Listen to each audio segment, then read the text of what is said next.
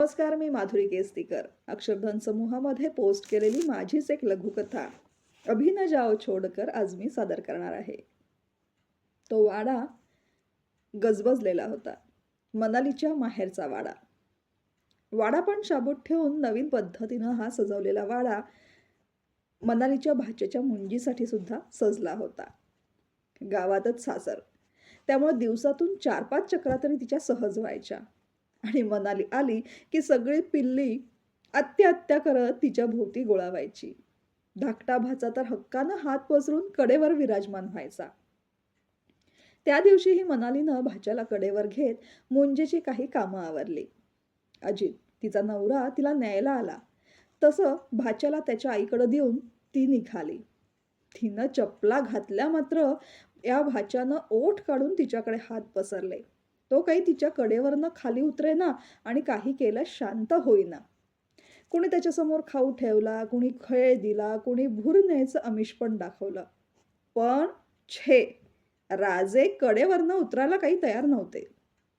तितक्यातच एका चुलत भावानं अभी न जाओ छोडकर असं म्हणत मनालीला चिडवलं. आणि या गाण्यावर अजितनं हसत हसत टाळी पण दिली. कसं बसं त्या पिल्लूला कुठंतरी गुंतवत त्याला चुकवत मनाली आणि अजित बाहेर पडले. कारमध्ये अजितने अभी न जाओ छोडकर यावर चक्क शिळी घातली. मनालीनं चमकून त्याच्याकडे पाहिलं. भुवया उडवत त्यानं काय असं विचारलं. काही नाही अशा अर्थाची मान हलवत तिनं खिडकीतनं बाहेर पाहणंच पसंत केलं. रस्त्यावर अनेक गोष्टी मागं पडत होत्या, त्याचबरोबर तिचं मनही मागं जात होतं. कित्येक वर्षापूर्वीच्या कोल्हापूर पुणे एशियाडमध्ये तिचं मन कधी जाऊन पोचलं तिलाच कळलं नाही. विंडो सीट पकडून वॉकमनवर मस्त गाणी ऐकून झाली होती. मग छानशी डुलकी. साताऱ्यात कुणीतरी शेजारच्या सीटवर बसलं. तिनं पाहिलंही नाही. तिनं एक कॅसेट बदलली आणि खिडकीतनं बाहेर बघत गाणी ऐकत बसली. कॅसेटची एक साईड संपल्यानंतर इयरफोन काढून ती खिडकीतून जरा बाहेर पडत होती. तोच तिचा तो अनोळखी शेजारी तिच्याशी बोलायला लागला. काही क्षणात ती भानावरती आली आणि त्याच्या मागणीचा तिला रागच आला. अहो, तो चक्क वॉकमन मागत होता. तिचा जीव की प्राण असणारा तो वॉकमन. पण तिला संभाषण वाढवायचं नव्हतं म्हणून तिनं मुकाट्यानं त्या अनोळखी शेजाऱ्याला आपला वॉकमन दिला आणि खिडकी बाहेरच्या निसर्गात ती रमली. कात्रज बोगद्यापलीकडे गेल्यानंतर मनालीच्या अनोळखी शेजाऱ्यानं वॉकमनवर फॉरवर्ड रिव्हर्स अशा बऱ्याच गोष्टी करायला सुरुवात केली. आता मात्र मनालीचा पारा चांगलाच चढला होता.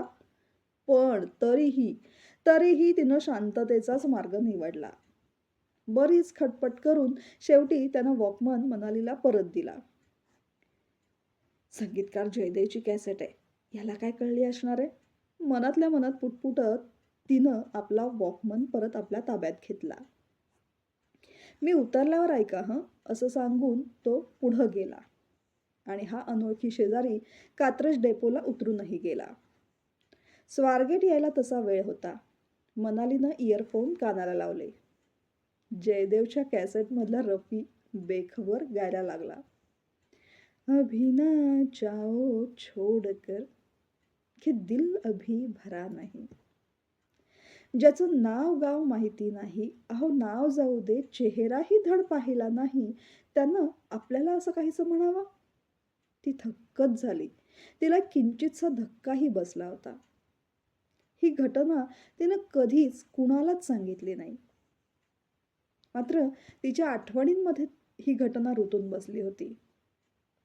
वर्ष सरली तशी तिच्या आठवणीच्या कप्प्यातूनही ही घटना डिलीट झाली. मगाशी त्या गाण्यावरनं ही घटना तिला आठवली. ती त्याच गाण्याच्या मध्ये हरवलेली होती. अजितनं तिला हलवलं आणि मग मात्र स्वप्नांना मागं सारत ती निग्रहानं वर्तमानात परतली. आजूबाजूच्या कोलाहलात ते सूर मात्र मनालीच्या पाठीमागे येत होते. अभी न जाओ छोडकर कि दिल अभी भरा नहीं. धन्यवाद.